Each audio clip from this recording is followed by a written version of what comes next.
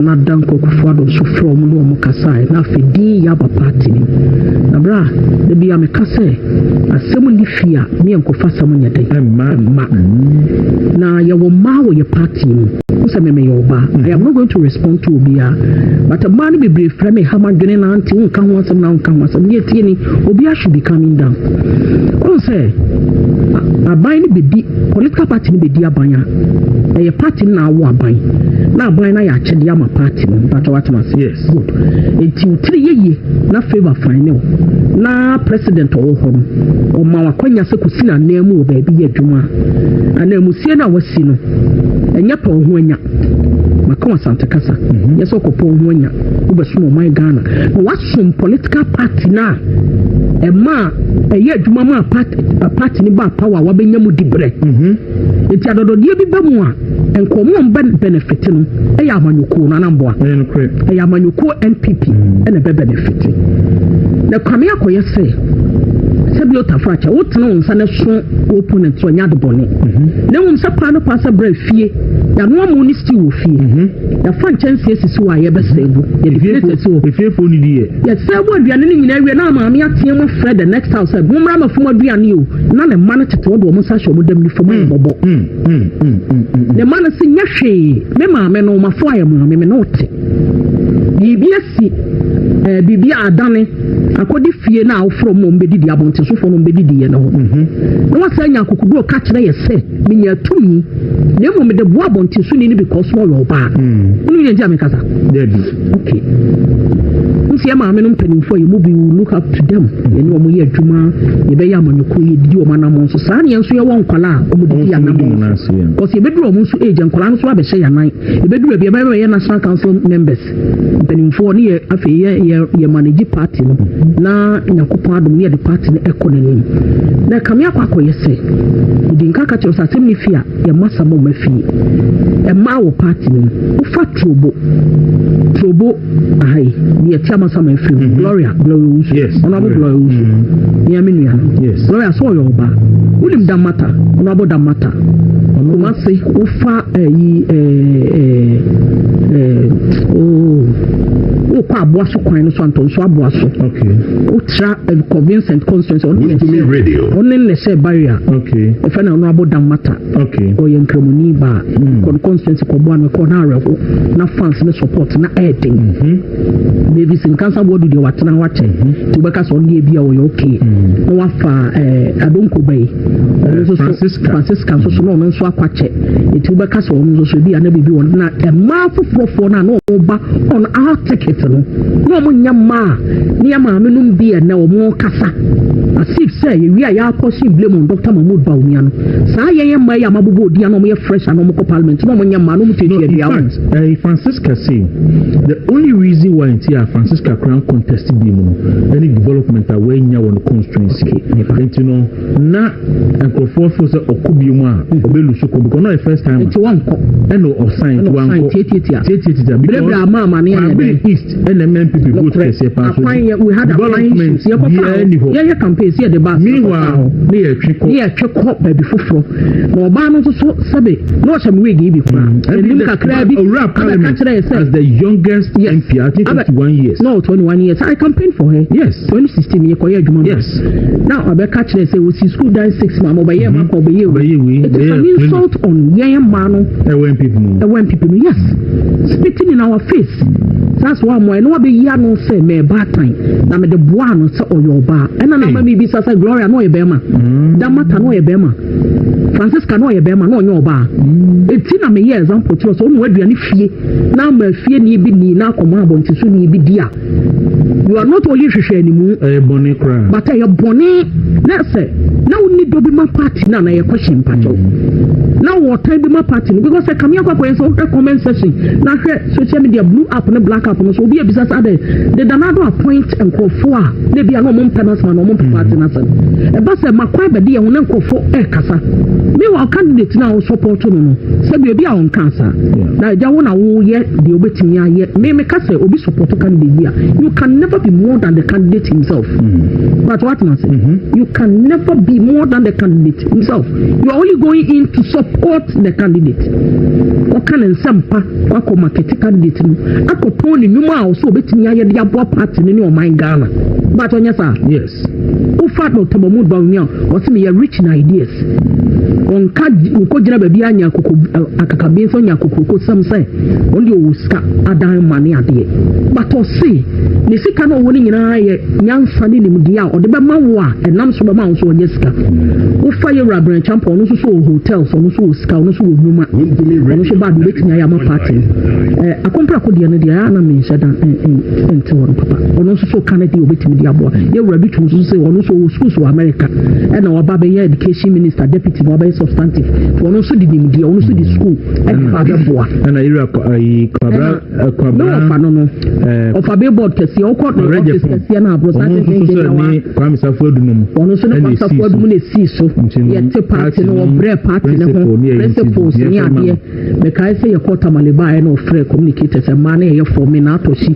Fatima to abaka na gift nti me Naa Torshie na call akole Torshie toto ni e call ni e so fa support mark ka dey say busumi bia mo 50 Ghana kura sata na toto ye be 20 cedis 20 pesos so 40 pesos o ka kire ye say party adwuma ye voluntary work it is so far as I have party was the party agreement the young fancy say voluntary work for the party and honestly Saturday madam itima I suffered no blessing in Asani then I make say and na man sending cry and ama me nya do a be da ho de party agreement of doesn't believe him say o ko show obi amotuam kakra say je koto abama me aha ono do ne believe so what must say o hwede ye mabobo obi a ade o person de be bo party na de nipa ni so office ye be bo party na no ye yes no ho and MPP ye ho aye hi enkofo bufo da ho gira ye so nyina ye sansensem ya makekan bi etu de wabo obi akwa no pado but maka fante kwano pado wabo na no kwata parliament don sorry nyina say ye de bibi ye de bill ato na ye de bibi ato beto ama MPP but wuti yes ubu na ko parliament no okwa ye the bidding of the NDC so we should look at that. And as someone making some of I am not the one to tell them what to do. No. But the bus I break some of us down. Particularly with them Kolana ye grumi or more DH air ban. When you say female comes, many honorable Fatima too. Any managing female communication. It's been in existence for the past 7-8 years now. How we've managed and Kolana will be rent besu, will be school fees. The catch no meeting come once a month. Yes. Will be a business I was say supporting us. Yes, supporting ma odahunya party ni hodo. Me ya wo power dia na ha me kese se me ba Facebook. And I'm about social media, me ba me DM no bi atwo me say mama me pesca tua me school fees. Mama me go school but me say be business kakra de support me. Whichever way me nya sika dia support sa de pani bia me ye. Me nya hwe na na e koso na e call for me. Some of us we are part of it. Me ka djuma me no abufati ye wo nkwala ma e wo party ni mo e to shocking. Matia metna ka se fidie so mfa nsa ye ho mrane. But here is the case a man complain bitterly. Yakwa yan complaining po. But who can say be anything? And you say a mother and the boy female communicators and as a female MPs. First time as even one or more than they were supposed to maintain their seat. Also me the boy and you see because or your back or your bar. Yeah, they remember you to I mean sure we the the new MPP the second coming of MPP near my baby best sabra. Oh yeah, council chairman. Nano so your man honorary doctorate. Yeah, you are Hackman also yes. Over the weekend also say doctorate. Nah ofre candidates ni two or more. Na danko kufado so from no mukasai na fedi ya ba party ni. Na bra de bia me kase asem ni fia me enkofa sam nya den ma na ye wo ma wo ye party ni so me ye oba I am not going to respond to obia but a man be brave frame me hamadwene na anti unka ho asem na unka ho asem ye tie ni obia should be coming down on say aban ni be di political party ni be di abanya e party na wo aban na aban na ya chede ama party no but what must yes good enti 3 ye na favor final na president wo ho o ma wakwanya se kusina na mu ba bi adwuma ana musie na wasi no enya pa ho anya maka wasante kasa yeso ko po ho anya wo beso my Ghana wasom political party na ema eye adwuma ma party ni ba power wa benya mu dibre enti adododie bi ba mu a enkomo mba benefit no eya amanyuko na namboa eya amanyuko NPP ene be benefit na kwame akoye se sebi otafracha wotena onsa na so opponent so nya de bone na won se pa no pasa bra fie ya no amunisti wo fie ya fan chance esisi wa ye be sebu ye defeat so fie fo ni die ya sebu aduane ni nyina wie na maame atie mo Fred the next house mo mra mafo aduane o na ne man chete wodo mo sa hwe mo dam ni fo mo bobo ne man se nya hwe me maame no mafo ayemo me no te yibiasi bibia adane akodi fie na awfro mo mbedidi abonte so fo no mbedidi ye no no wasa nya kokudo ka kire ye se menya tumi ne mo mede bo abonte so ni because mo yo ba ni nje amekasa okay nsia maame no mpanimfo ye mo bi look up to them eni omo ye adwuma ye be ya manyuko ye didi o manam so saa ne enso ye won kwala o mo didi ya nam o se beduru o mo so age nkwala no so abehye ya nan e beduru bia be ye national council members mpanimfo ni ye afi ye manage party no na nyakopa adom ne de party ne economy na kamia kwakọ yese di nkaka che osasem ni fia ye masa mo mafi e ma wo party no ufa trobo ai ni etiama sama mafi Gloria yes honorable Gloria ni aminu ya yes Gloria so yo ba ulim damata honorable damata kuma se ufa kwa aboaso kwan no so anto so aboaso okay ultra convincent constituency on radio only le say barrier okay e fa na no aboda mata okay o yenkramuni ba constituency ko bo an ko na arefo na fans ne support na aiding baby sin cancer board de watena wache ti beka so ndie bia o okay no wa fa adonko bai Francisca so no so akwache ti beka so no so bia na bibi won na e ma foforo na no mo ba on our ticket no mo nyama ni ama menum bia na o mo kasa asif say we are ya kosi blame on Dr. Mahmoud Bawumia no sa ye ma ya mabobo dia no mo ye fresh no mo ko parliament no mo nyama no mo te dia dia Francisca say the only reason why Francisca crown contest bi mu any development away nya won constituency you know na enkrofo for say okubi mu a obelu so ko because no the first time it one ko eno sign to one ko tietitia because ma na ya east NMPP vote kese pa so we had a yeah campaign see the bus meanwhile near tweko baby foforo na oba no so sabe no cham we gi bi kwa enim kakra bi as the youngest MP I think 21 years no 21 years I campaigned for her yes 2016 me ko ye adwuma yes now abeka kire say we see school die 6 ma oba ye ma ko oba ye we it's an insult on ye ma no when people yes spitting in our face that's why mo no be ya no say me bad time na me de boa no say oyo ba na na me bi say Gloria no ye be ma Damata no ye be ma Francisca no ye be ma no onyo ba eti na me ye example to so mo aduane fie na ma fie ni bi ni na komo abonti so ni bi dia you are not only hwehwe animu boni kra but you boni na say na we need dobi ma party na ye question pacho na what time be my party because I come here kwa so comment section na hwe social media blue app na black app no so obi ebisa say the danado appoint enkrofo a na bia no mo penance ma no mo party na say e ba say makwa be de won enkrofo kasa me wa candidate na wo support no say be bia on cancer na ja wo na wo ye de obetimi aye me ka say obi support candidate bia you can never be more than the candidate himself but what na say you can never be more than the candidate himself you are only going in to support the candidate o kan nsampa wako market candidate no akopon ni nyuma a so obetimi aye de abo minister bia me ba na office ana me friend phone so ya na ye dwuma me pa mo party ana Ghana ni aye the flow right to aso na otwe me nsa mfa be ko na me ko YouTube point kafra se me boss onye na ko ku ni pe me frɛ no mfa me am ko ku bo e o ko ja me ko ja me Ghana akọ na me frɛ ko ku na ko ku ni pe me frɛ na mfa me nkura bi adwuma akɔda ho me hwɛ so obɛfo o ma no mfa o ma ne ma hu ba bia me de mani kyerɛ ko ku frɛ no bo ku mienu no apeke obika no ma so kan e da speaker ko ku or the two speaker na only about the for no so for so party for mo ha gene do of sa benya dey na ko say national officer mo from me so get no about officer be so scan afo jira so ko dia bra why no cry yi na ko two car no space me yanko me mo aban mo me national officer e ko owura the peer research o tese wo galai za de tina e ka to be galai tina wo fu say e di tina wo say me makwaku the friend no I've called you for 3 good weeks I won't fa ya batina siki yiri kira ya ja kwaku em so kwaku yi bi ma no fa to fu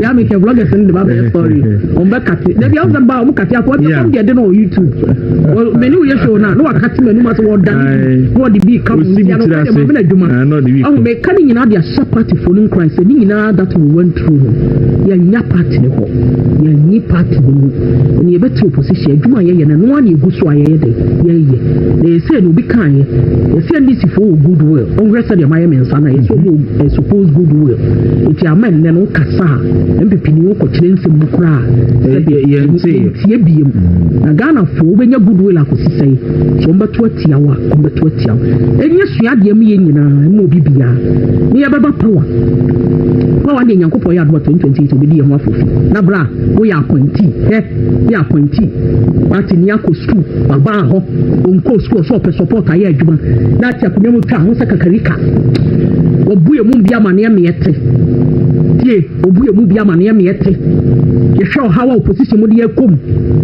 si ya team o my Ghana ne ya kasa kora se me yan kasa because appointees bi nti nipa ni bibu ofu ya kwagu ja na urade mam fenso na de de tire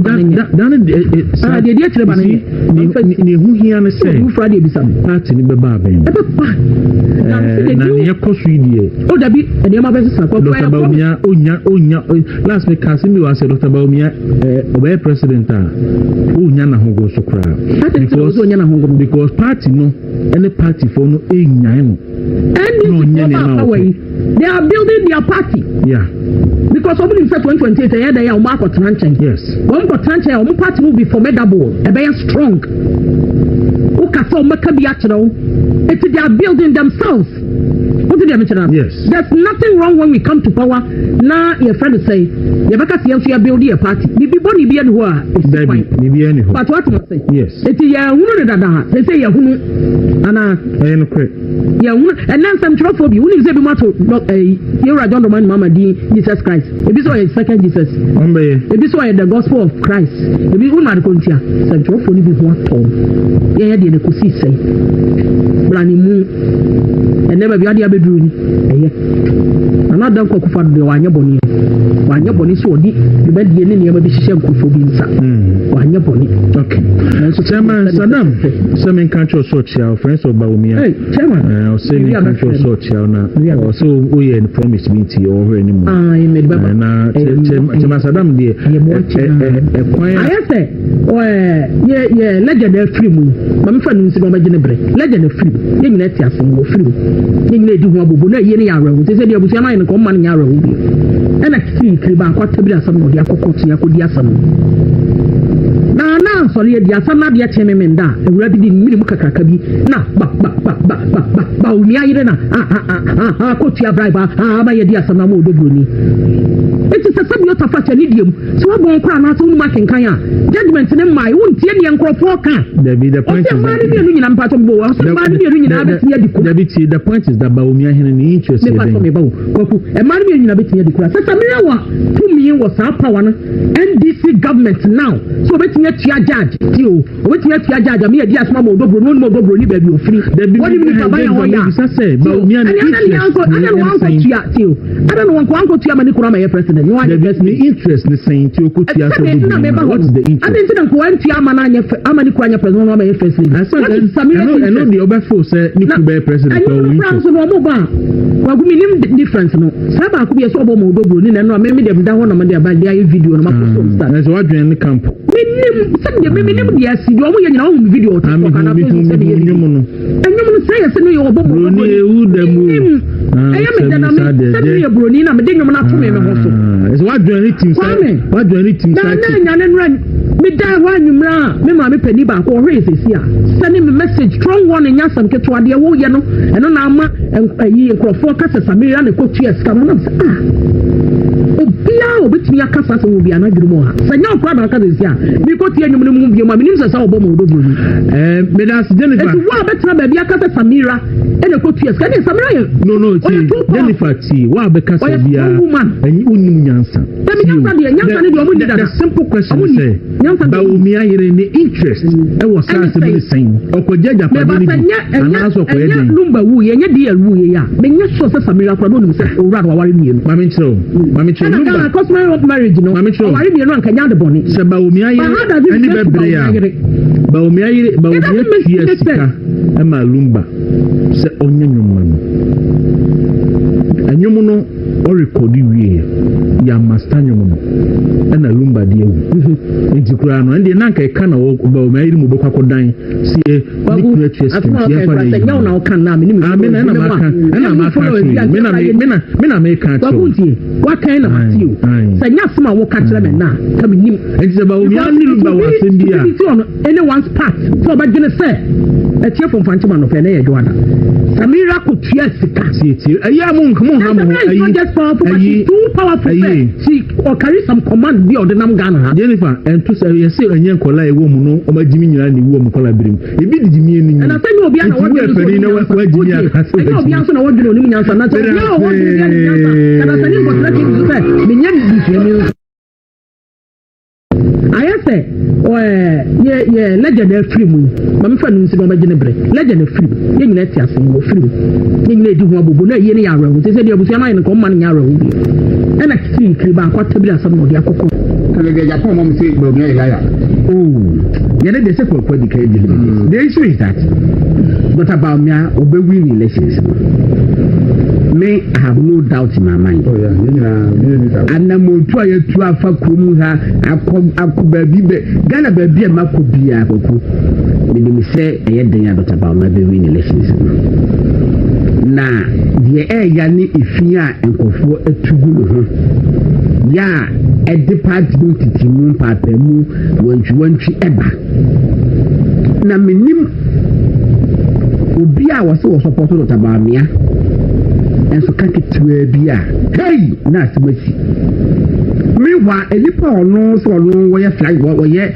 aspirant die obi na no sitira ye nkasa adinta a typical case of the Bible no maame no wada ne baso ku no aka ba ko osisadi a mene ne maame ebe kontokwa e wa akwa no ho ne Solomon na de sadi ne bae ye no de koma no sadi a ye ntwe de mu de ne ba no awuo no osiyam pa akwa ne mu na wonye fa odi koma ayo ayi friend say vultures awi the vultures crocodile odi to fidi wo mu ba de ye ne ba no osi da bi empire mo yenkuno ye fa de ma no eden ya be baba be carpenter abe wo ba konya obi ga be meat wa be ye friend say procurement expert that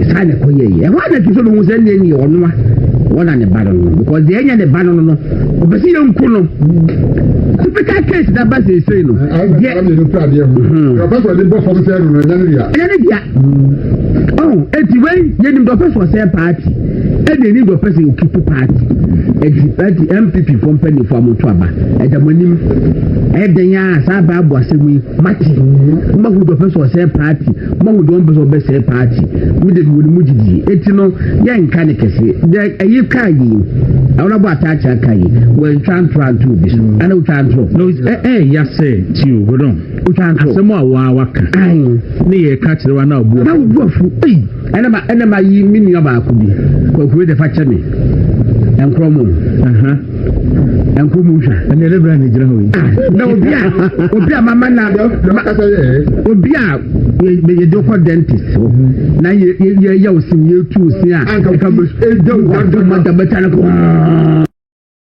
Nkron abo apansima edunan. You're live on Facebook, you're live on YouTube. Oko Facebook and Movement TV on Facebook, Movement TV on YouTube. Oko like na share na jaw comments na yenye bre enkinkan enfa emma. And a person na medical boy man ye Ellen Amadeku. Ellen Amadeku a special aid Emma Dr. Mahmoud Bawumia and a member of the New Patriotic Party. Ama ama na say the way yadosun. Ama agent lecturer okay UPSC and a pay Ashite Isaac Evra no so member of the communication team ye no na AD and come on so ye guest and to be call a Facebook ye YouTube na also like no share na with your comment. Good morning. Openikase, good morning. Nanko Phantom pa word ne dia dom ye. Nti na no pay ye da so tiase. Dom ni ahwe any experience nti no. Sure. Ye da so etiase. Yeah. And then the krum. I think say krum de ubisamia still a krum ehye. San say o hwe de aben eye ohun ni namontu a otu ene Ghana for confuse a o ma ye in terms of eye abrabo a enkoye a omo hwe ni musanka ban we betimi atoto niama na niama koya mo na entesa enya sa na ete ewukrum na wo hwe finance minister niama hodo a okokeka ye wo eye parliament in terms of eye budget a omo peso mo de bobra ewukrum ha ene niama hodo a okeka bom ni nyina na eze still akrom nyede inti no krom a shipa boys ni sun girls nso esun na yema mefo mrewafo nkokrafo biesu nti na I think say empire ye bo ane say nyankofon be ye MPP adom na yakosimpie enim yakwakoto aba on the 31st January nye ye kandini na afi into abo no ya sha se na nyankopon ya adom no de dom ye ne da so tenkwemu a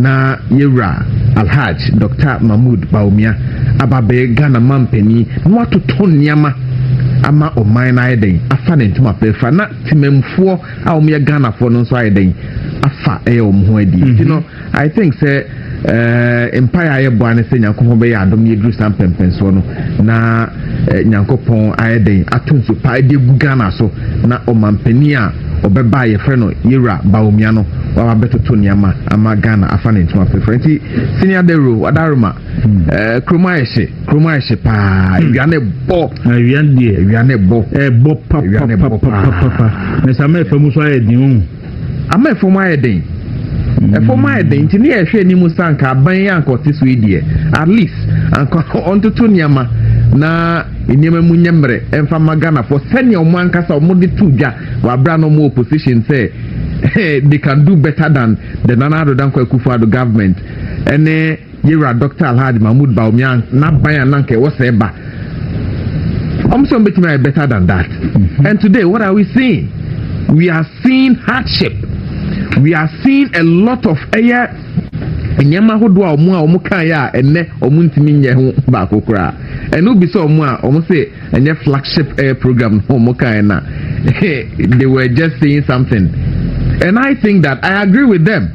Said they were just saying something just to appear in the face of the Ghanaian people, said they can do it, but rather they deceived the Ghanaian people. And today, look at where we are. Inema ebasa. Unless you don't want to tell the truth to yourself, unless you don't person we can but say susuan papa say we Ghana ni na say o can okreche ho a wa utimu say kromaeshe and the Ghanaian people are suffering. I see. Enti Isaac Martin Kamilika can say Ellen Amadeku eba. What's I say? Ama good morning. Morning. Na bia boko die. Na me ado. Me problem na pe. Mami chia ebusuafo a motie mi nyina. Amema wo achi. Ye de radiase enkwane de ye wo. Enti ye be ne de. na masiachi ame boss Dr. Muhammadu Bahumia masre nkwatenten ni ahoden ama no enne yewie Eastern region. Okay. The past 1.5 weeks on we've been in the Eastern region till na yewie Krobo enclave no. Okay, so na we Krobo blog no Sujamai. Okay, yewie a ukuada ano pakin na TSC Savannah region. Now all the 5 Aka region then Aka 5 northern regions, no. Any greater Accra? Ashanti in a greater. Okay. Until the next 20 or so days, no. War extreme. Nyanka meko bi pabusuafo amu hu se me ba eye aniema bi wo fiintina minti me emma this time round but nyame bo a ye wi bibia ye beba you say normally nka me ne omo na eko extreme no sukra me ya akra nka me but say ye mu bi so tena fie na ye nti ye nyina akwa ya na ha no so nsem bebere wo ha se ye ka for this time round ni mu bi tena fie na ya hwe efie so edwuma na Mada Eastern region for nyina ase se mu nyina mu nim se me fa efi Eastern region me da Eastern region for nyina ase na especially akwa beti fifo me da mu nyina ase se omoje yem few so na omo ama yakọ ni ye the last asamba akonso ameka Mia penny me mame anti hawa kunsen. Me mani yako. Ni mame efrimu. Nsenra ni mame ni Muslim nti Muslim. Okay. Onu so e wo Savannah. Ni mame wo hoye ni koi. Me ka ho asem ni no ana me bo honko. Ni mame free Savannah region. Me constituency Salaga. Yeah. Nti yabema mu nyina yakọ still ho nti amane yakọ minya pa nka me ne doc number nkaja nyina betu afa ifi mane yakọ pa it's not easy losing a mother minim nipa mienu susu a omo lose omo maami wiki mu David or US or MPP nipa or ya Dr. Baomi adwuma ono se ne maami fi na vungu ne maami efim afi no be park ne ma fi US aba ono nso so me ma no yakọ na NDC for we den ya ye ne omo na ye communications omo Greater Accra Regional Organizer Anthony Nupenu on meta Shiano Nupenu so aye ni maami efim so ni maami film Friday ono so me ma ne yakọ oni ni anu ni na busuafo nyina na afi na de nchia na de me papa ba akọ won kokọ oye 100% Baomia supporter. In fact, me ne baba and the course in Roses. Na ne bani di mechibe 2-3 years. Eja apia anso won koko. Happy birthday. So number 75. Daddy, nyamisha oma won kwatente. Me da was for all the supporter oma mini aba nyina. Eja apia anso owo enkoko. Maka ni nyina ewie na me ba wayek results so. Na de me ba ne brewo na me catch the Ghana for nyina mo makotro waye kimi bia ba omo afeli poto nyina se mo nyina yakọ excuses ne de eba oko social media nkofo ne nkwala na eko se nkwala ni bibiri nsua de nkwala no so mo hoje omu wie school sasa de said otin kwasi asama na omu keka chen krofo it is difficult to say you best sympathize with them inti ano no wo the social aspect nkwala na nwa nsem bibiri yes nkwala na no muti school no mudidi na ado atem na abachi no inti anya me wanwa so omu afeli sa na feli no so ni omu afeli wo mu ye social studies mass me kakraka there be social studies dey no social mass Samu. Go and check the figures. Okay. Because nature make us say almost mean school because of mass and those in social studies. But I agree. But maybe the numbers the percentage you know, numbers from 71 to 58. Social studies, you know. Now me give this because we have reneged on your social skills, your civic education. And me your social studies. It is one of the easiest subjects to pass. Maths, the idea. But social studies, I am a brother Munsem, or my Munsem, it is a young Honsem. Omon dear Shienti. What was a young Potamusem Cromuni, and then so meeting about social media, so I can some markets here about the Jinko Fokuno. Meaning I social studies. She had your own kaya dear, and to that one and Kalani dear, almost feeling me the bottom square and fair, especially the social studies. Maybe I'm a baba so. Winning signed the last 1 year. Kolam will be with school now. Me that threatening my wife for them. Say, no sisters and mobile gentlemen, look at them now. No more failing you. Mama baba so 1 year, 11 months near. Okay, see, I do. And now a second, take about 4 days. Now I get 12 months. 11 months near me take you over. I feel near my secondary schools more mushisha or moniama towards exams. Now say I'm from you see our science teachers. Sikaya de maumo. One training I do omoko towards the exams. You see my schools, science schools. Sika omo de materials now you the exams. Okay. Anko. You see our teacher trainee be trainee be a towards the exams final year. Me teacher need to move and channel and in here. And also so yanko. Near man kitting it was because nobody almost 4 to 5 allowances. Last one you need teacher motivation here entry. It's your fee can be as see a depo.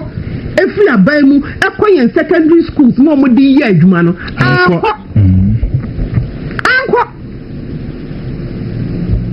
Now, what were you expecting? Now, I'm making a gun of 4 parents, no, so, Mamma Yako, the Ansumu Woje. What do you mean here? But I'm a member of statistics. Women person be cutting the wrong into me. Said that and I may buy back cats and be actually meaning some of the cats maybe a man and a penasem. And yes, I'm in penasem. Grandma me penasem pa. Anya bia, what be your about Udikaya? What be vice president? Mini watchnasem. Ebiana Yamia Madum. Mean we ye dear. Mail so makes me about the disage money be. In Tim Pibona me boamano. Don't succeed and so grammar disappointing. Now grammar disappointment or the free 2014-2015 or disappointing and terribly in education. Or no education minister no and a deputy a mirror of life a silver glass okuja to ablapano omu two no maybe more results wayek just a minute and before again the Kasira Mahama can say Mamino or man oversight responsibility as vice president on health, education, any social social issues. Make I pass or cancer and still education is under Professor Jenanu Pukwadman. Now our minister Nankasano Ecosi saying on one no ye minister remember 2014 WAEC 72%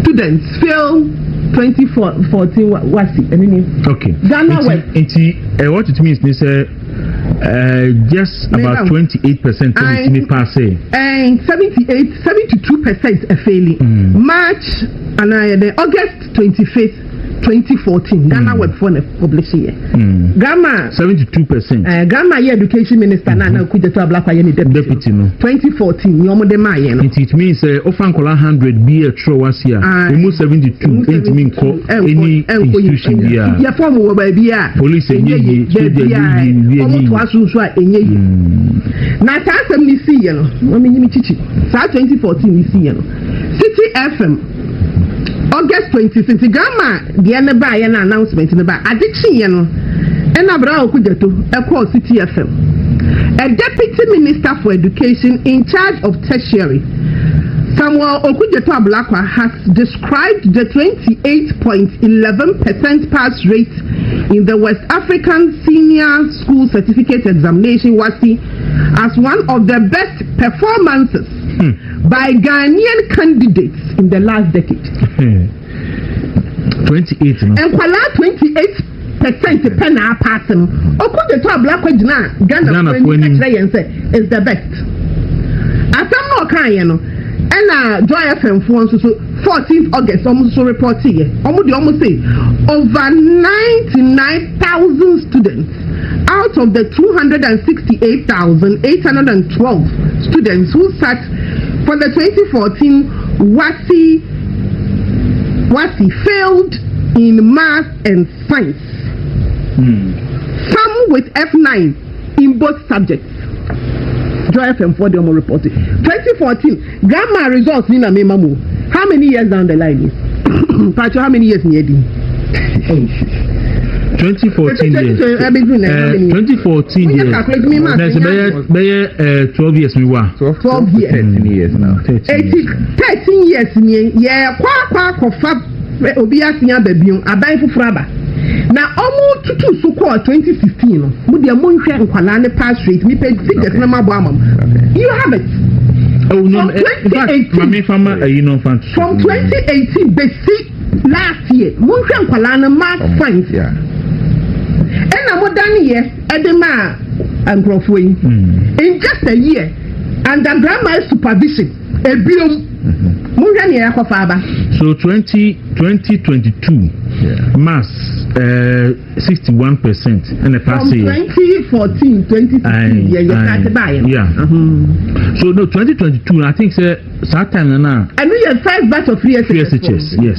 So English 60% in the past year, math 61, inter science 62, and a social studies 71, and a 2023 so English ne score 73%, math score 62, and inter science score 66, and a social studies score 67, and a 2024 math score 69. English score 69, math 66, inter science 58, and a social studies 71.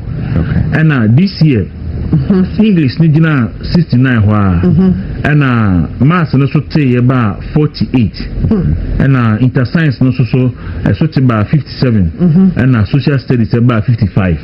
And social studies in the way the minimum about in the last 4 years because you know about 71 but we dey about 55. With their senior ekai Osho mwa omuntimi emfa this subject awobo so nyina enko enimewo omo education. Police fire service yes, in 2024 the pass rate and I say omo munya F9 a omuntimi nkono.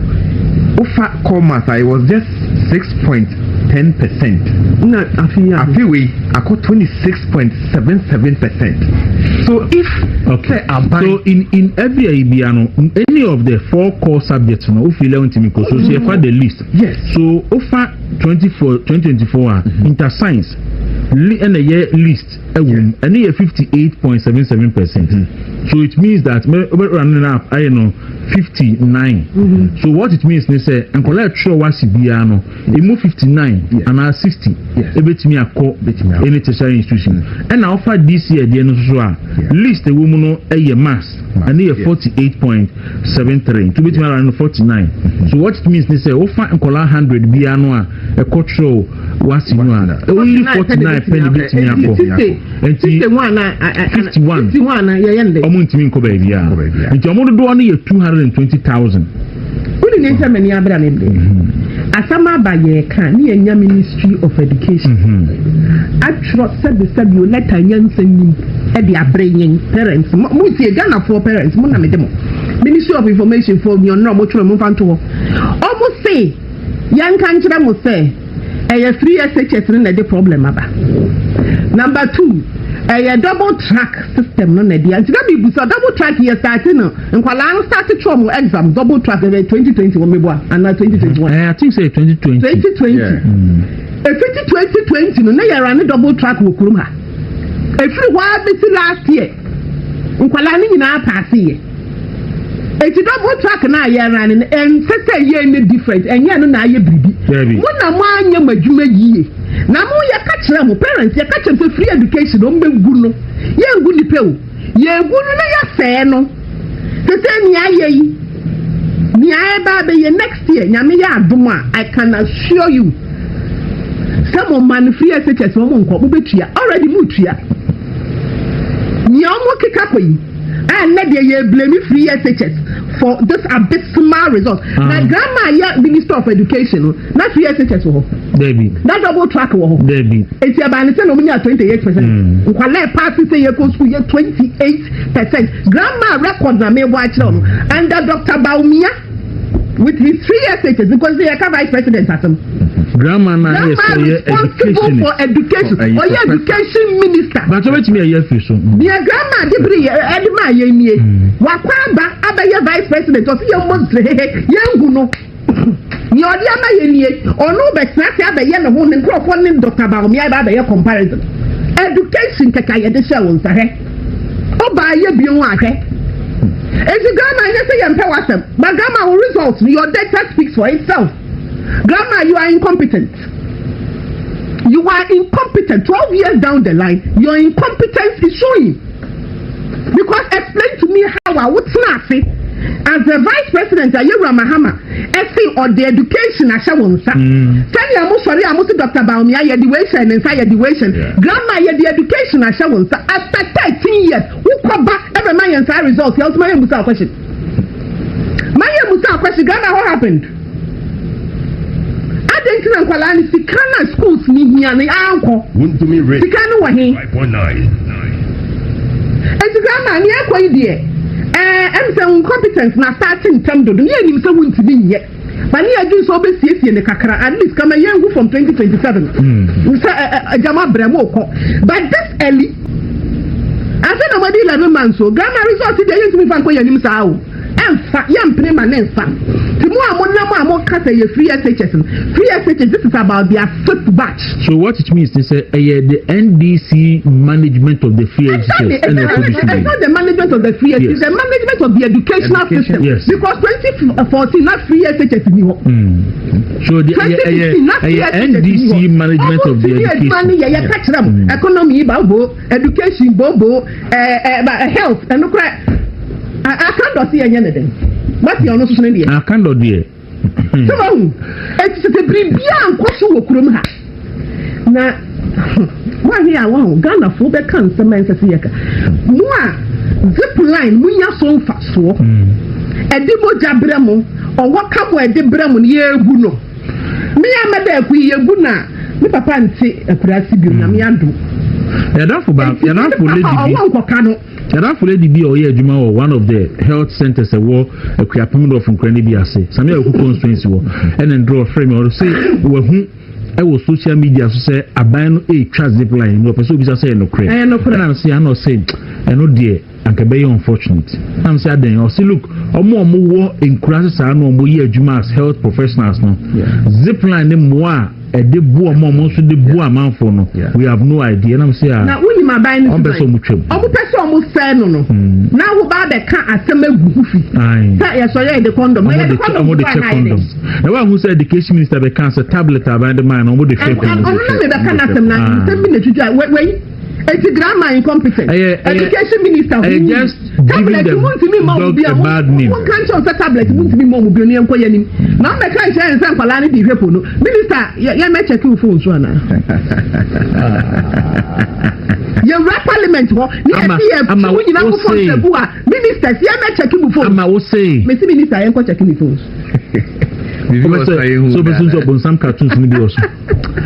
Now papa you to need to say nkwala nketwa secondary school nkwala omo tablet hwepu how we are na hu what is your evidence and all the evidence about na manti they don't have evidence he just made it's not just minister with deputies ni mu amugu parliament MPs need ministers yan check your biafo yan check obey sa audit na man Me dey obi ama me adwuma. Matie ye ncheke omo jituma ba. Omo jituma o me ya me nya Okay. And you be random check. And you some be exactly. That kind of pombe kona ya ma ujina gate na. Yeah, for fumbra. Yeah, modero ya. Oga me kan o enchon bubefu. Omba bididi matem so kwala tetu secondary school there. Wo akase ma o kan fa. Ah, wo for evidence ba akokora me kire. Not even one.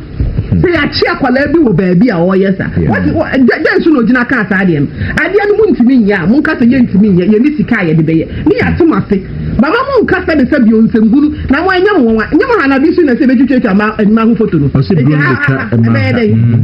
I'm not surprised. But mo no yaka oka na so de bedu Ghana for so yaka kire mu.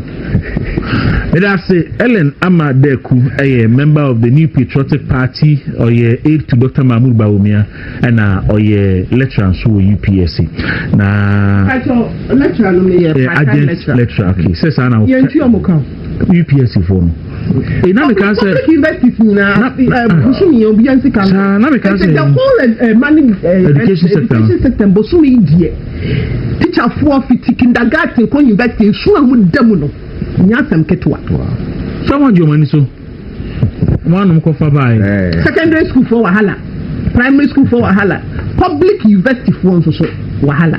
Yeah, any public technical university. Technical university. Any polyphone. Maybe I know more the abana minti dia. But last week the name Ajik, coming to you on this education. May I say, when it comes to education system now, I think say NDC are not doing anything good. Now the earlier the better. A son say Honorable Iman Rotary, I will do crum, say, men can't say, Grandma and Ebresoas education minister went to me and provide chalk, no, who heard him say, or Bettingham will be a pass. I think that you grant me now, grant me, yeah. And me provide okay, so no talk need the grandma. Na ya misata here. Okay, no in education minister then. Okay. If you call the choir, can tell misata and ko amma. Ma talk here. And the grandma's education minister went to me and produce chalk and then provide chalk. What share education? And then not provide tablets. All right, Dero, what I remember that say once again. Now, share your education system. Now, the NDC government and yebi bisron kumbia. Yebeka said this is the roadmap. A dahwa yede ebo your education ho ebra. I didn't na make us share the past government, that is the previous government, a chim ya yankasa yem papa o mampeni dada yira nanado danko Akufo-Addo ene Bawumia ebidi enimu a yade yenjumege bawie no echiye na yade roadmap eto ho wa bra o mampeni nanado danko Akufo-Addo etu yira napo edi si ho say o make sure say education no aya attractive na some good result ama yen bibia ye wo man no etimi afa ne ntuma pa ayeden efra right after assuming office and opinion no ebo modern eden the flagship air program a obo entwa no catch the Ghana for ede buy in 2017 now right after that no the first year you results are a buyer out of air wire for omo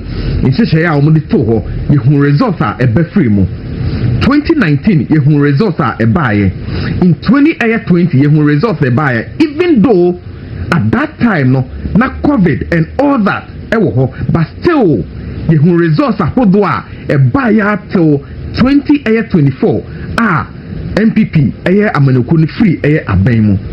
There will share a percentage wise when it comes to this core subject ye can social studies are yina ye hwe ni musanka at least emofra ebetimi aden etwa akomo anim no what to 2024 de ho a ebu ebra o hwe 2024 mo munya F9 kwa in 2024 9.55%. This very year a woman a free 27.50%. Edian kwa Usha English language and so 2024 ọmọ mu nya F9 percentage wise no 5.88%. This very year akọ 12.86%. It means that they can't proceed to the next level. Omo education journey mo. So they have to go back and rewrite. And young fan say, young this your friends, this percentage a general for the student feeling no. E mundo do ahe and e betimi asa akọ back akọtro akasa omo de come ani. It means that omo brabo in education no abeg ye, because there is no way you can proceed to the next level when you failed your friends the English language. Yeah. And then offer integrated air science 2024 omo munya F9 omo san eco retake ye 7.12%. Dero this very year 16.05%. The Daaku no. And I think that it is about time I was say abai we etnase. Now who say no, we have to sit down and make sure say you're in roadmap when it comes to education. No, it's me into my pefra. There is no roadmap, and the minister is there just to do whatever he thinks or no fee say bit me and when you do that a bit collapse your system no. But I'm not surprised. As I say ero metewei na se said you ta frache nyense enya media na me say chinchine kan me pe oba ni nti me kwa akodi ahwe na se ekoba ne se afi ebusia se okay ene ebusia na afi nso onu akra onyem oba no se okay se wo se o pese o fa ho ka dia ene wankasa kona ko fa ho ka na sa afi me kona anye yi a when na me blame no enya me ena e wo se me gusu ansa na eye dia o sha se na wo so gusu nsuo but enya na wo sha se enya na wo dua enya na wo tu amna na sa wo fi se o chinchine twa mefa na magusu nsuo na sa na be ye dia nya obua nyense enya wo dia no ye nye den ye nkopre ho ensoa abeti na meka sa this free senior high school o mampeni na nado danko akufado de bai o de ba infitiase o mo se enye yie wagadre 419 the rose wo krum ha na bi call match pass in front of the Plaster House Jubilee House free education 419 you krum ha we witnessed a lot of song song say it was composed by the NDC current General Secretary Kwete. Yes, say all lies and you hunyama ho do bebre actually obi ama omo se enye yie no yanka say vice president na ohui okodina simpie so ekoka say in fact they implemented a free senior high school and now you have been charged right there you've been charged by your boss to take care of the free senior high school. And what are we seeing today? Abysmal performance is what we are witnessing today on the table. And I think that I was say prof otimika nokre at the train say there a one woman there only maybe I am pimping there one woman na na enye no any practicals na ya na wa bontin and nano and na madam fubi wa wo foforo na ne wife na wa akọ ware no or a midwife and na abofra no ma wono mo no kakra na oyare kakra na sei na eya na obo mama ne se na osusu se anka ne yire na eden akọ school a wa eden wa ko fa santiti ani ntino anka on fa santiti ne eden ehwa akọ na ofi abofra no e wo fie na me kire ne se e wo mu sa but enye obia and what the practical aspect I ban say okay wa fa kusian book de nemo me ba the practical aspect in there a different game altogether into onye dey onya abotre and that is what is happening to the NDC now. They have no idea, they have nothing around the free senior high policy and everything. They have no idea about it to run it well. And nintina ene almost sorry no mo say free senior high school no and ama mofra na eden afeli na say no na ma mofra na feli dia so one pastor no na ma mofra na feli dia then why don't you come out with a proper policy mobile laying down a buama education system no afa na ntuma pay fra than to be criticizing the system and the policy because mobile ben mu no mo say mobile review free education no you move to a committee to review it so am I ebo ho ka yes economic so free education na you review no the whole results in here that is the result we are seeing right now the reviewed fees the whole results in here that is what we are seeing right now that is what we are seeing right now and I think say Ghana for omwehu and saa enyama hodo a ekoso yi ebeye nsusudie ediama the Ghanaian people in terms of our elections we will have to set the reset. Yes, we will have to reset the reset. Exactly. This particular reset omoka ho asem na omoso mba be ye no I will say yes you better reset the biom because whatever we are witnessing today you see omampani our tiswe ne no and now the obabeko in the election biom in intini say be you fenye you and fane ho. And it is about time the Ghanaian people, I was a catcher almost say, this particular NDC government, they are not coming to do anything reasonable for the Ghanaian people. They are rather killing the Ghanaian people because I don't know why.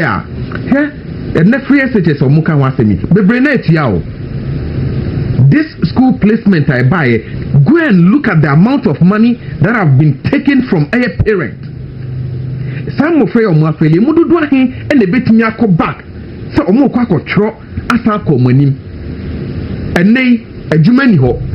And it's a DNA expected so more money me retake this your friends saying subject no. A DNA share name some Bakakoye. And Necronosem. Sabio Tafache, and yen Yamahodo and Fata, society Namofrey Kakoyana. Now, the way Musikasayano, we thought they were coming to do something different. But today, Radio 95.9 Obi et Mijina Baby say Mofano in social Mutroya or Mufeliano, or say it is due to a straight friends invigilation, no, so they can't say. And I'm Mofrana Eden. Efeli na straight now omo ye wo muso invigilators ne ye eni ntino e na mankula na anya dey enwia eni ntino. So are you telling me say for the past years emofra no atro eye friends and wasi exams no na say teachers no omo ti aloof e no mo hwe emofra no say utro wia fa odi ma we utro wia fa odi ma we ana next year and you be results me better better oh sir that is the question sir that is the question. So I think that these people are not doing anything good to the Ghanaian people. And we Ebema Ghana for who say they are not MPP Amanyokono ye catch them say a moment to about farmer NDC Amanyokono Momo Mabe Muno. Na ye kano no kre. All right. Masa aba hobium se so enu Isaac so ene atene kan no nkwa ba pansma adunum ba ko enchena ye de enkomo no eba awie ma me ko ama ho na me misa no nadwene on the petition to remove the chief justice and electoral commissioner and deputies any special prosecutor. Answer me ko ho no abrantina me sibi ma me ewu David no enye mabrongo pa. Okay. You say honorable how Kumsin so no Mami Adua na Sunday e was Salaga. It's a Volta region when you go more function. I got it from. Also, almost a petition to remove EC and then the 2 deputies and a special prosecutor. Yeah, very easy. But what say? Yeah, very easy. When you're busy saying. Amadeku me say the petition yes be du akọ si enyi chief isi ma me no ni deputies me nu adi ni enyi kiseja bin so adi yeah really be when na be say say I won't waste my energy on this eva ho ambako munko ana ye hu se to konu kono na mo je nse de ni nti wo ye yi omu wi a ye de yi omu ye yi omu wi a wo so abeba no na why your letter ready and MPP baswa and train obi anyu MPP ba ya fast forward na so mo mu ni se be yi omu isi ana mu kwa ba and so many na action and see my ye chief justice Now what is that than any about it? NDC for reason bad part no more you must Madame Toko you only because as you in free one near the chief justice about near to be you more Macanadi.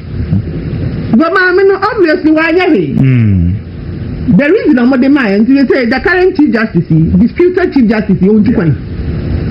Where to coin? Na you to coin the bank to coin on your Jessica. It is who say, yeah, we young person, almost Yansano, and the Kissiet on the cry for it. Almost can be my essay. I know most of some of the dead that such agencies are doing now. My petition back. But do you think it's the best way to go? Precedents are yes, set up to me. So me am at this point in time, my coming baby. Obia, we send this impression of bar. We are Juma. We send this impression. You be now by Shen and nine, including Inkura and Tefre, ne Kakalika, no more offices. Nina. That we say, I see a quarter about Dr. Baumia Willie, MPP battle. That one I'm a packing. Presidential, no presidential when you ask them. Because your Krum Hamebo, your Krum Hayati, and Kayan inside your Banya, you to a certain level. Since when you're starting directors in state agencies, and no common floor members, and count. Cleanness, no workers, so I have form with them. Actually, when you say NBC are mentioned, you'll be a D in a wooing my year. Kindly pardon the appointment letter, no, and the whole Dr. Baumia so move on to as evidence. I'm more long leave. They are on long leave. And Tinyame Domina Dr. Bad. Now we crown our back now. What for bad? Therefore, I'm trying my young because you're back. You do me. And when you're president, but I tell my son on the bed for power. Hey, Dr. Baumia, we need to say, pa. I just told my better. No answer.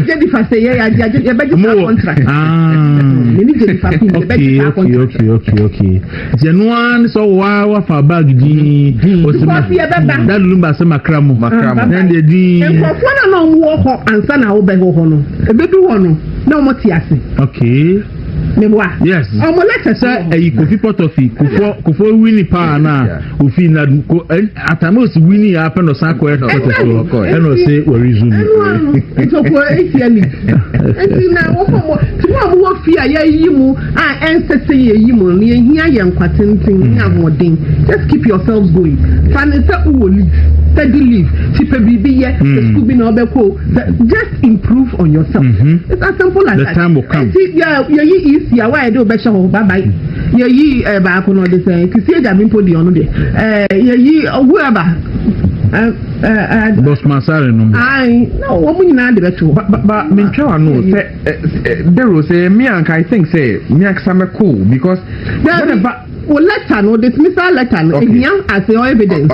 Now we quite back to resign. Now then we just it's a change justice quite one could not all pay evidence. Some of them permanent to go permanent. Now you paper being so into quite the answer some question much massive near trauma letter is an actual chief that they see you would no I did letter no funny fee. No all their court would you per which they are trying to board them. Okay, now I saw in a permanent. Letter now trauma my friend.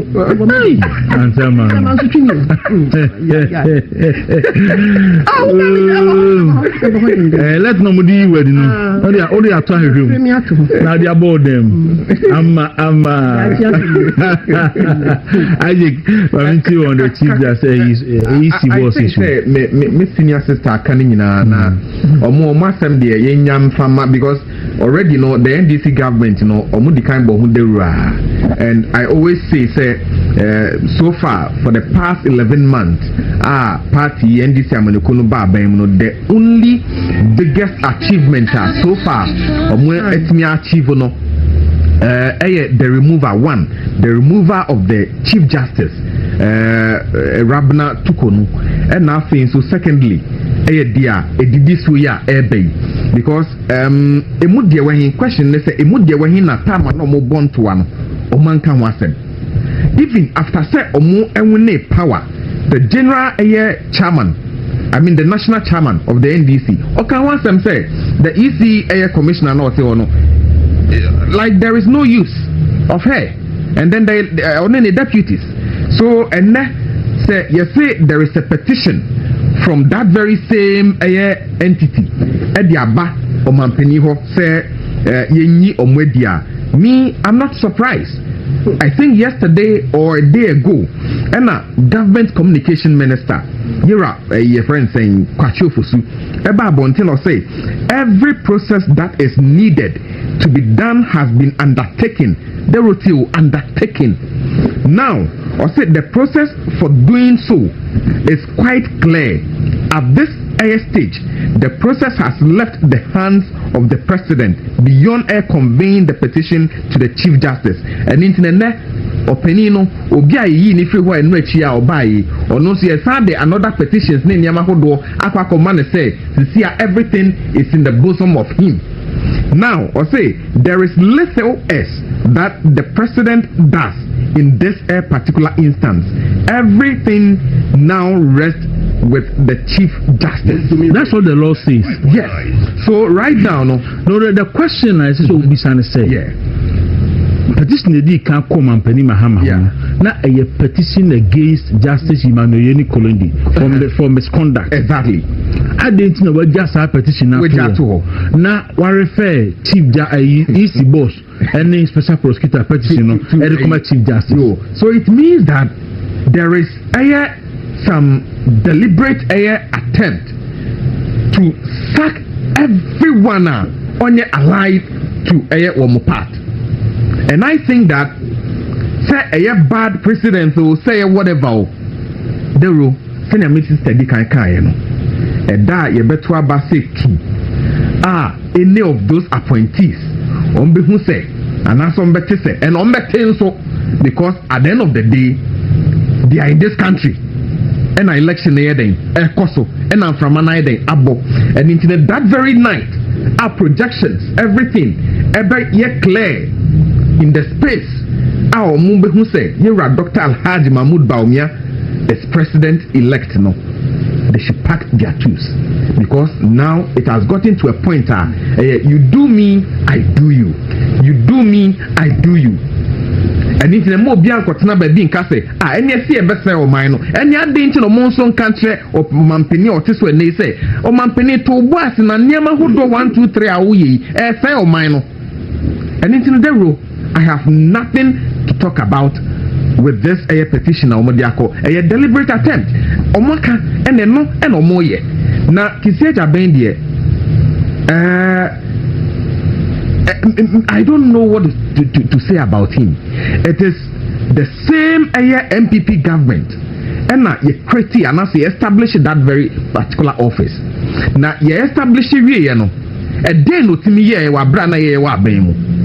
Now onuan ka say who say and now this current government every movie with him no he has started turn around attacking the same government I established it. Yan can say Sebiota Frache, Obia Bonia, meant to Unipaprososa.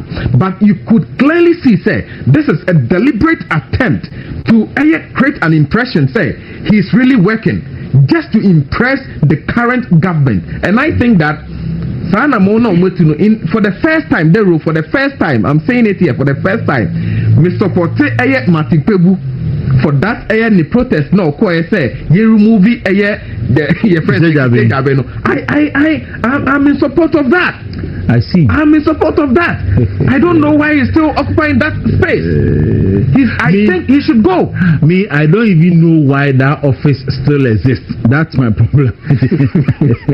I think that they should repair the airline. Look, sir, I could find the neighbor of Minyan Kopon. Oh, yes. Yes. Yeah, okay, say, I'm a year better. Few weeks to election. He said that be a and no year press conference a clear Mahama of any wrongdoing or Airbus issue anymore. Yeah. Yes. You require a damn parents so the MPP fast before the election. Not okay, say Mahama who near Tono. Yeah. And then Uyonko Mamiji Mensa. Yes. Ablukumanov. Yeah. It was how many polling stations? I think 9 or something. 9. I feel free echo and then you did about 7 petitions. Yes, of course, you see, and to me now, Master Mona, Menka, the winning team who the winning team, no, your friend is a year at Dr. Alhaji Mahmoud Baumia. Senior, the men will be born a menu. And then you're about me. Then into a bono, I think by 2 p.m. that is the time on their mind. And they were where the constituency. Also, yes. Now, the area one say in 2024 elections, no, you're born to our brand, you're born to one. Open Danko Kufado, a Tunisi, Jose, Uncle Sina Nemu, Ewo Eye Mainsininumo, Eye Yira, Samuel Kwame Ejekum. Ona no ADC wo na dewara wo sem ne say opani no na oye adwuma pa na adwuma na oye no na onua kra no da common fund na no en release the common fund but opani no bone homodia to the extent say oye dia na esefata bia say o de beboa party na ma party no no animunyam aiden apagya o constituency no that is the Sudaman but inkofo ku bi sorry etia no e bankran e beboa amane say Openino and support Yira Baumia, but Sanko for Crona could do Openino con Consano, I di opening free wa for buying. And ne the Robert Jedi say, Sanko for Crono, and like yes, but say, Omudia, Omudo Dr. Baumia to the stand say, Unim na kwa Dr. Baumia was a ma, no, and ne they have turned to someone. Nipana, a candidate name him say, won't me when it. And no more child more support Sani Pakro. A job Dr. Baumia to her. And the people or the delegate in the Sudaman, pointing I say nefata. And they have mentioned, said they are going to give Dr. Alhaj Mahmoud Baumia 80% of the air vote from that very constituency. And yet dia we beka. And the best is in penning for, and I say in penning for more how we delegate a best is on margin. And now, almost say any day, ye now because omo and na omo candidate. So for that reason, that very air constituency no delegate a woho and more fee any other candidate. Forgetting say the abysmal performance. Or no sir candidate in the history of that very air constituency when it comes to MPP elections. He has forgotten say the modern boy no poto. And into no me catch us with mention say a moment benkum a moment nifa quantine nea omunim ne sene fatana o ma Dr. Alhaji Mahmoud Baumia bossa o me man 80% no yempai bone say sa very aye bosheno emremu and the bemu so Dr. Alhaji Mahmoud Baumia in yom hiamo.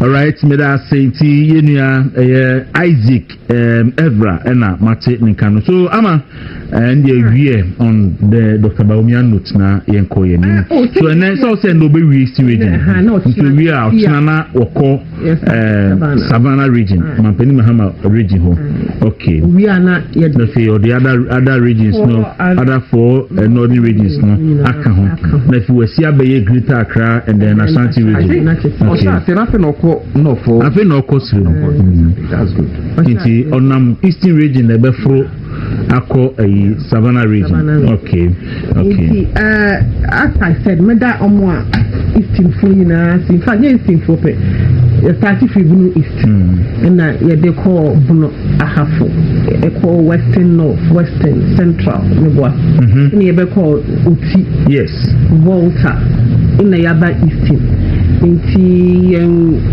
regions somewhat southern Ghana I can't just Greater Accra name Ashanti region Yabebaho by any animal all these regions no Yadamwase Semushia Yam Felso na ya can as I said you feel Yababaho Yusu Yakomina one by one Dr. Bevia Yimubi so Tifinechi na Yenimuna Bonko Munina Muni said Dr. Baumia is the best bet for the MPP and the Ghana yeah coffee na ye abri presidential elections international NDC for no ya mom from akitwe bi no mo home no na enokra po no nyame boa aka ye boso me wo ho yes first ye wie sekin gran ye ne omu krom ha ye se o yamo na mo to bo mo nyumi for here ye no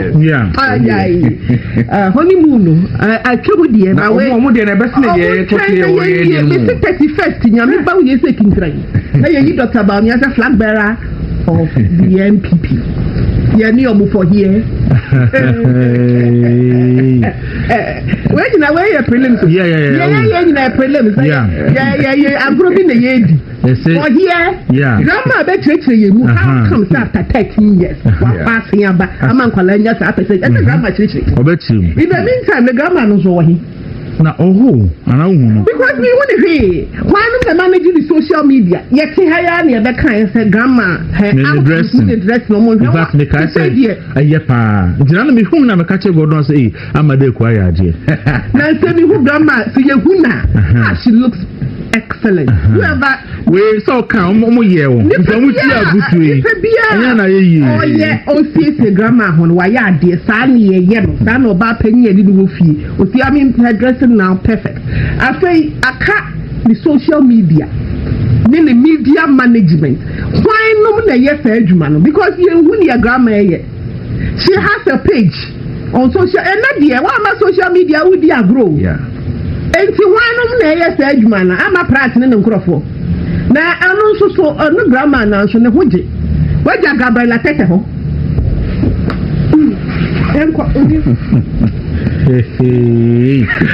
Ellen Amadeku osi grandma social media no munye ni yi ewe so abeka aheya no beka no ba ko na aheya no beka mutie yi ma mi hu ayefe we look say oba panimu we look say oba panimu kama na no ko ayi rollins ayi yire address fefe na msi hu ya na me de kire godo na msi Amadeku aya ade pa no say na msi ne senya ma anka samni anka ya hwehwehwe na start na onamo some we be allow I should send the wig the first week grant na ya de choose na ya janto na ya so wig no ya na